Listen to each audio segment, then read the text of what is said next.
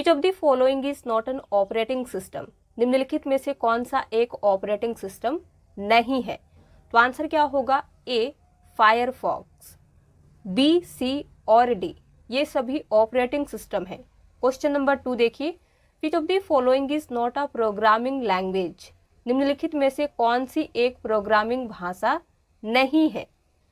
सी programming language है, एडा programming language है, फोर्ट्रान भी प्रोग्रामिंग लैंग्वेज है। तो आंसर होगा सी यूनिक्स। यूनिक्स एक प्रोग्रामिंग लैंग्वेज नहीं है, ये ऑपरेटिंग सिस्टम है। आज का वीडियो शुरू करते हैं। 50 में से आप कितने क्वेश्चन को सही करते हैं वीडियो के लास्ट में बताना है। पहला क्वेश्चन देखिए, what type of operating system is Unix? Unix किस प्रकार का ऑपरेटिंग सिस्टम है? Single user, single tasking, multitasking, mobile OS. Answer is C multitasking operating system है Unix. Question number 2, fifth generation computers do not have, fifth generation के computer में इनमें से क्या नहीं है? तो सभी को रीड कीजिए। आंसर होगा B very large scale integration, ये फोर्थ जनरेशन के कंप्यूटर से बिलोंग करता है। A database in which records are organised in a tree like structure is, ऐसे डेटाबेस जिसमें रिकॉर्ड ट्री जैसी स्ट्रक्चर में ऑर्गेनाइज होते हैं क्या कहलाते हैं? Answer is A hierarchical database. The period of dash generation was 1952-64, किस जनरेशन की अवधि 1952 से 64 थी? तो आंसर होगा बी सेकेंड जनरेशन। हमने आपको बताया था कि सेकेंड जनरेशन का टाइम पीरियड 1959 से 65 है। तो आप देख सकते हैं ये जो क्वेश्चन पूछा गया है सेकेंड जनरेशन के अंडर आ रहा है, क्योंकि टाइम पीरियड को लेके कहीं भी आपको एग्जैक्ट देखने को नहीं मिलता है। इसी तरीके का क्वेश्चन पूछा जाता है। अब आप एग्जाम में कैसे सही आंसर दे पाएंगे? तो याद क्या रखना है, फर्स्ट जनरेशन यानी कि 1940 से 50 रहेगा, 50 से 60 सेकेंड जनरेशन, 60 से 70 थर्ड, 70 से 80 फोर्थ और लास्ट है फिफ्थ जनरेशन। तो आप इस तरीके से याद रख सकते हैं, गलत नहीं होगा। Dash is a web search engine owned and operated by Microsoft, इनमें से कौन सा एक वेब सर्च इंजन है जिसे माइक्रोसॉफ्ट के द्वारा ऑपरेट किया जाता है? Answer is A Bing. Bing एक वेब सर्च इंजन है जिसे माइक्रोसॉफ्ट के द्वारा ऑपरेट किया जाता है। Dash is the process of dividing a disk into tracks and sectors, इनमें से कौन सा प्रोसेस है एक डिस्क को ट्रैक और सेक्टर में डिवाइड करने का? Correct answer is C formatting. Formatting एक डिस्क को ट्रैक और सेक्टर में डिवाइड करने की प्रोसेस है।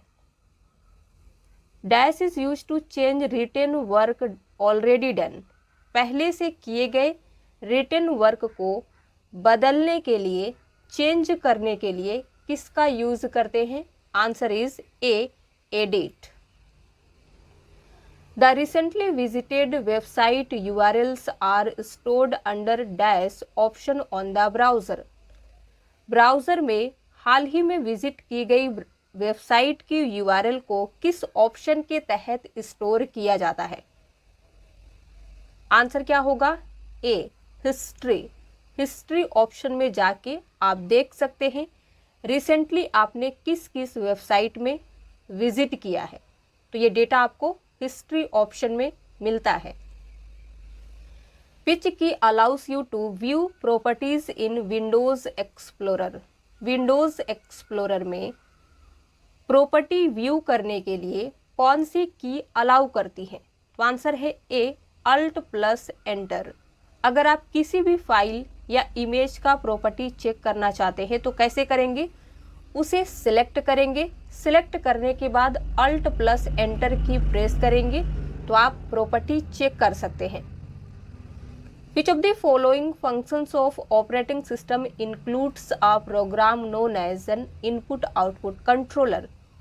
ऑपरेटिंग सिस्टम के निम्न में से किस फंक्शन में इनपुट आउटपुट कंट्रोलर के रूप में जाना जाने वाला प्रोग्राम शामिल है, इंक्लूड है? तो आंसर होगा B, device management. Corporate organisations that use platforms such as LinkedIn for hiring employees is called. Employees को हायर करने के लिए, काम पर रखने के लिए लिंक्डइन जैसे प्लेटफॉर्म का यूज करने वाले कॉर्पोरेट ऑर्गेनाइजेशंस को क्या कहा जाता है? तो आंसर होगा सी, सोशल मीडिया हायरिंग। लिंक्डइन जो है ये एक सोशल मीडिया प्लेटफॉर्म है। इस प्लेटफॉर्म का यूज करके कॉर्पोरेट ऑर्गेनाइजेशंस एम्प्लॉय को हायर करते हैं वर्क पर रखने के लिए, तो इसे कहते हैं social media hiring. Direct hiring क्या होता है? जब आप किसी भी ऑर्गेनाइजेशन में जाके डायरेक्ट इंटरव्यू देके जॉब पाते हैं। कॉन्ट्रैक्चुअल हायरिंग क्या होती है?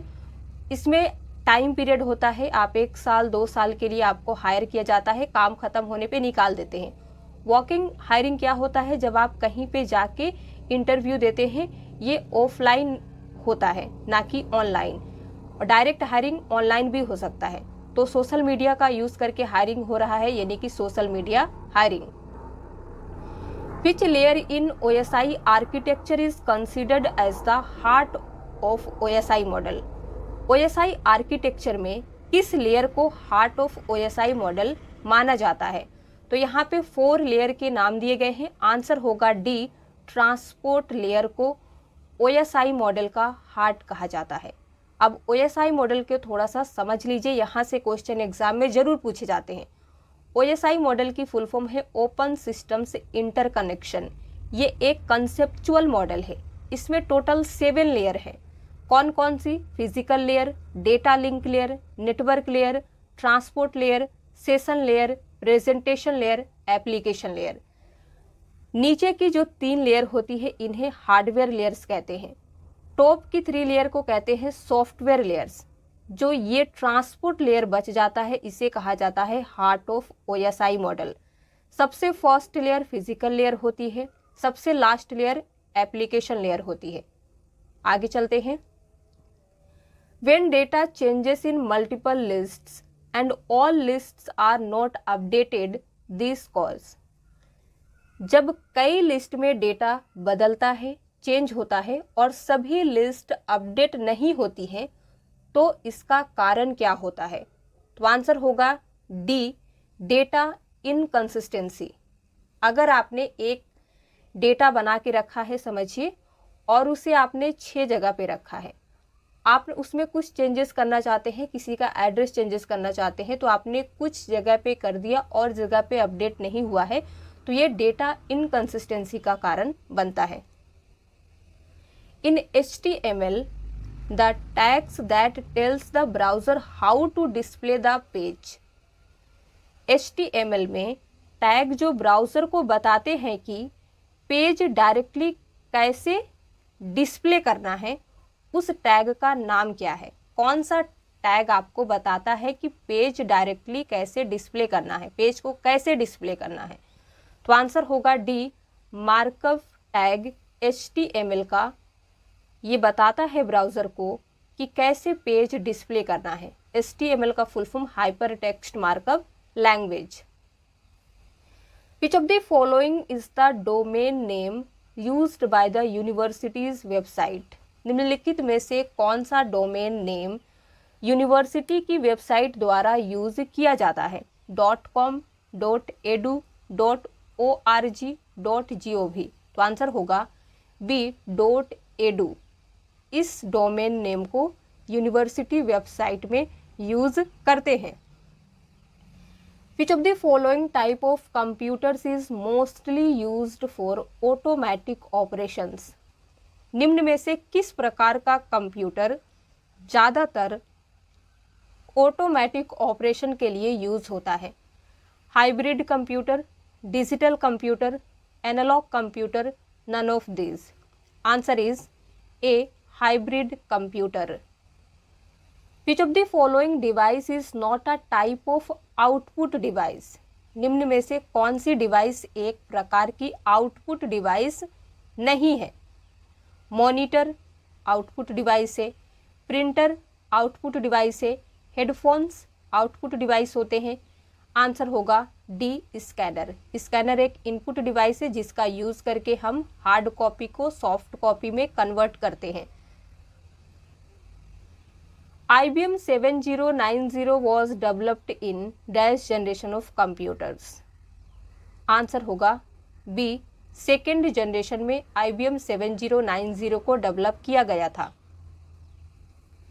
The term GIGO, garbage in garbage out full form होती है, is related to which characteristics of computers?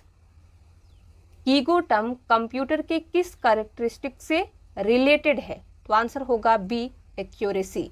इसका फुल फॉर्म भी याद रखिएगा, गार्बेज इन गार्बेज आउट होता है, एग्जाम में कई बार पूछा गया है। What is the maximum number of sheets that can be added to an Excel workbook? Excel workbook में अधिकतम कितने सीट जोड़े जा सकते हैं, इंसर्ट किए जा सकते हैं? तो आंसर होगा D, 255 seat. A word in a web page that when clicked open another document is called? Question को समझिए। एक वेब पेज में एक शब्द जिसे क्लिक करने पर दूसरा दस्तावेज खुलता है कहलाता है। तो आंसर होगा सी, हाइपरलिंक।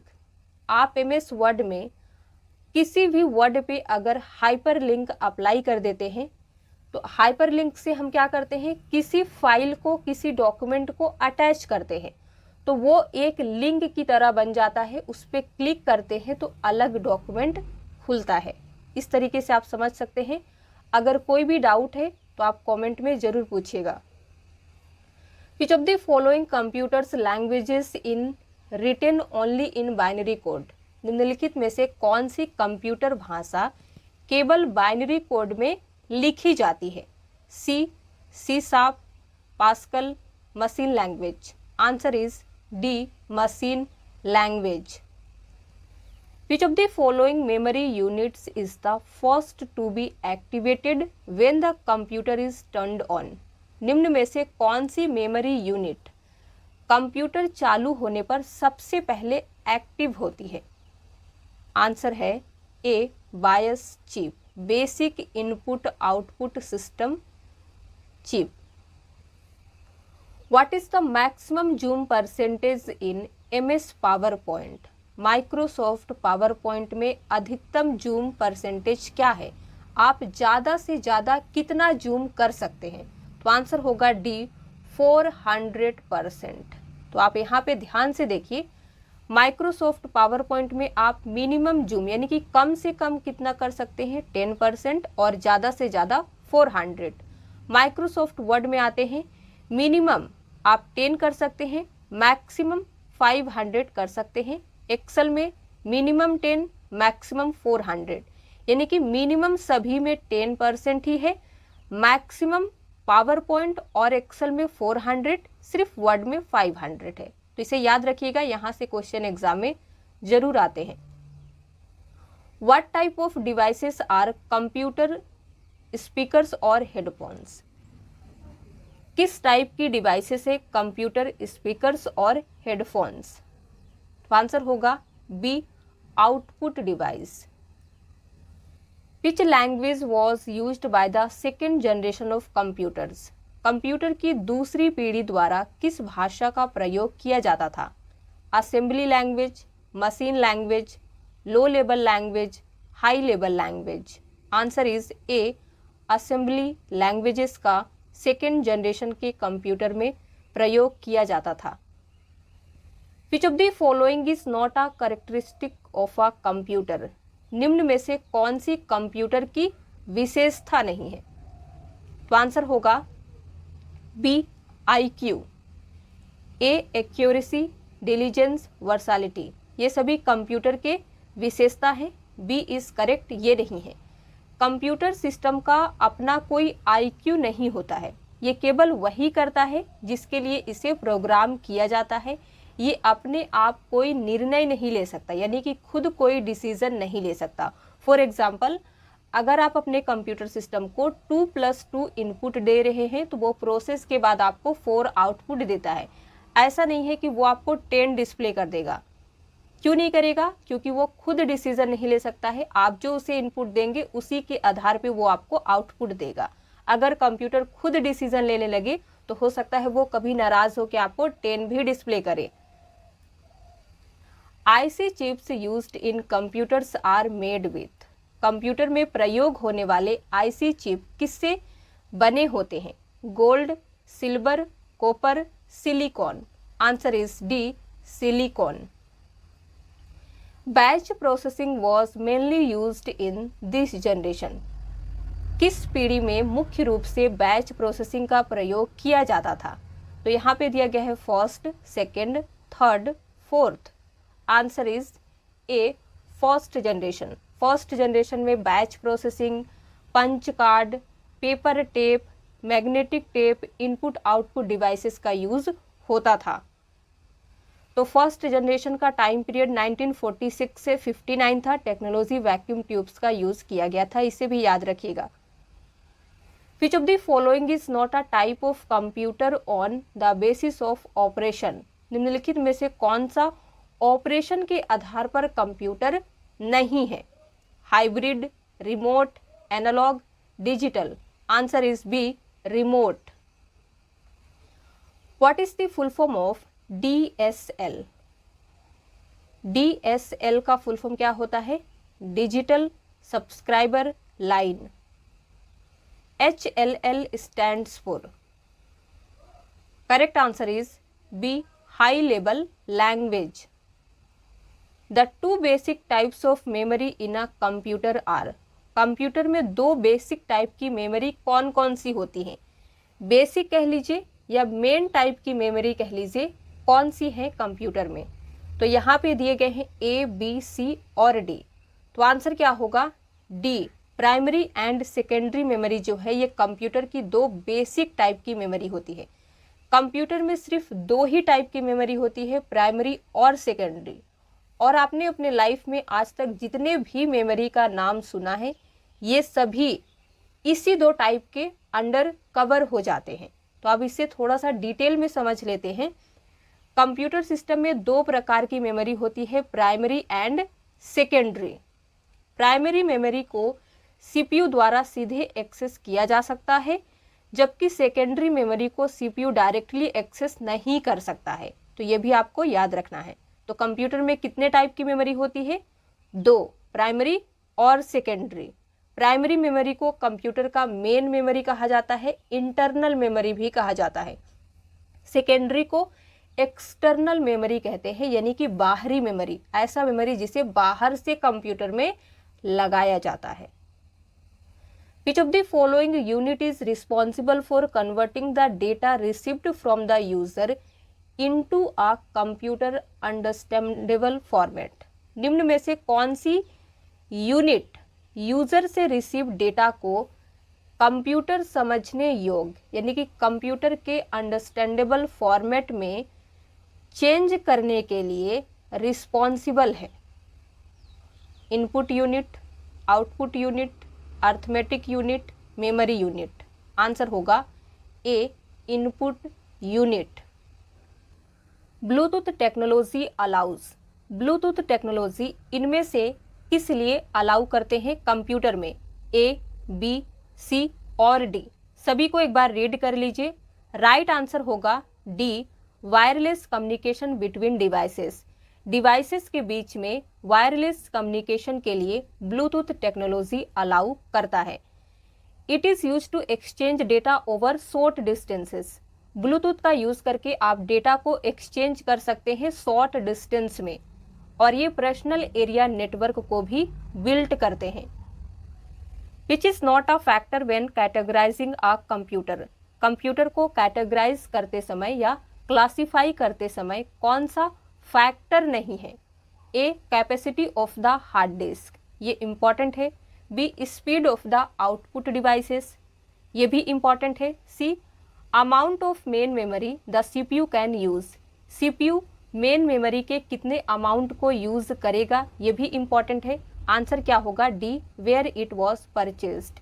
इसे कहाँ से खरीदा गया था, ये इंपॉर्टेंट फैक्टर नहीं है।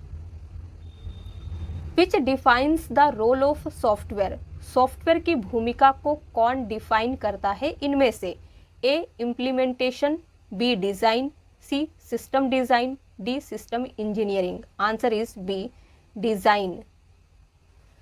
काउ स्टैंड्स फॉर, COW का फुल फॉर्म क्या होता है कंप्यूटर में।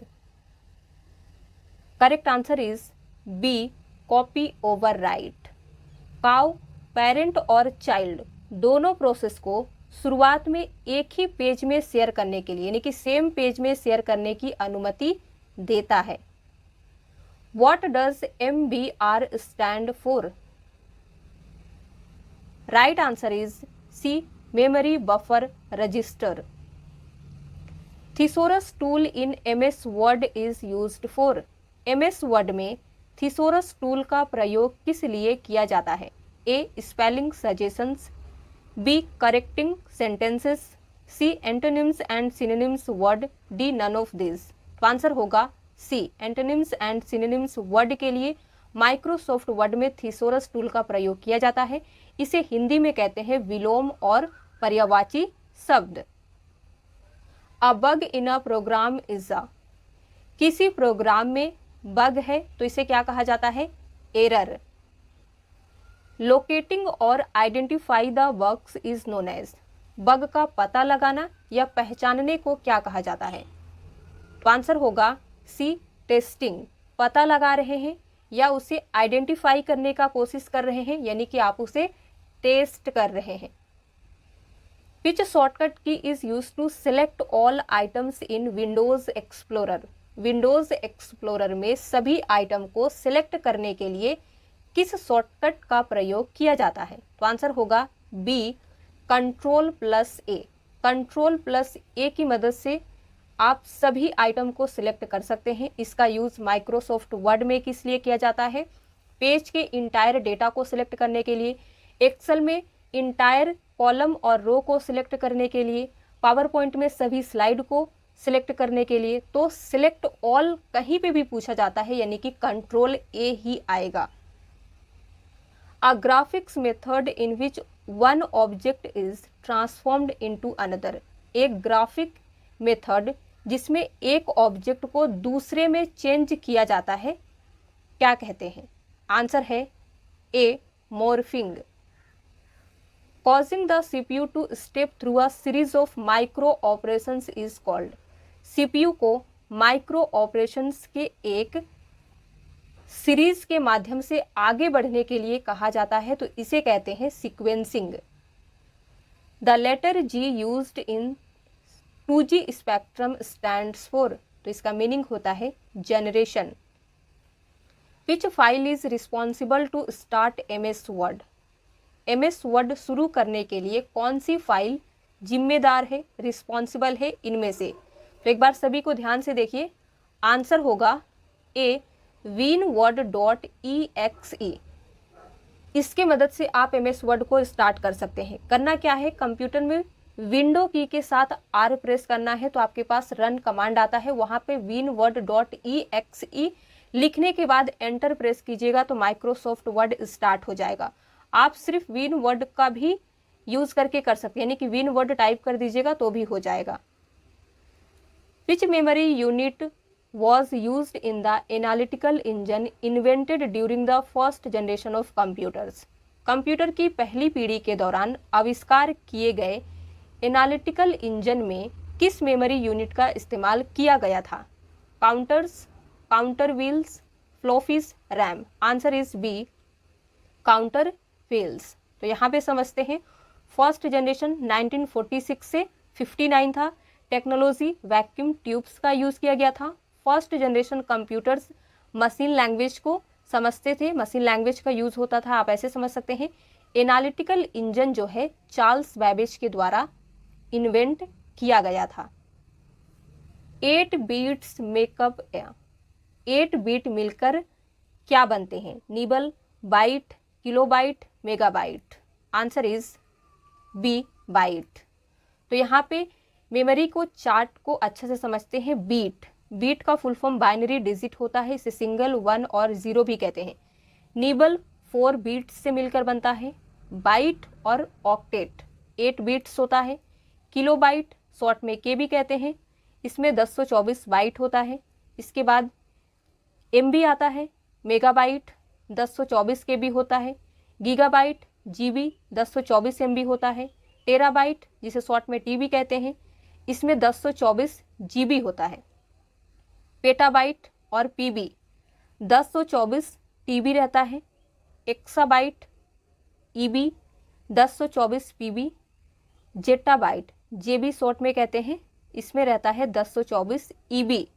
और लास्ट है योटाबाइट जिसे YB कहते हैं, 1024 GB होता है और ये सबसे लार्जेस्ट होता है, सबसे स्मॉलेस्ट यूनिट बीट होता है। तो ये आपको याद रखना है।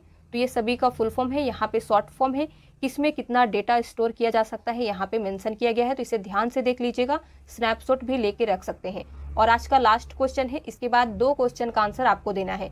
The generation based on VLSI micro processor, very large scale integration micro processor किस जनरेशन पे बेस्ड है, आधारित है? तो आंसर होगा डी, 4th जनरेशन। तो यहाँ पे हमने आपको बताया था 4th जनरेशन का टाइम पीरियड 1971 से 80 है। Micro processor very large scale integration technology का यूज किया गया था।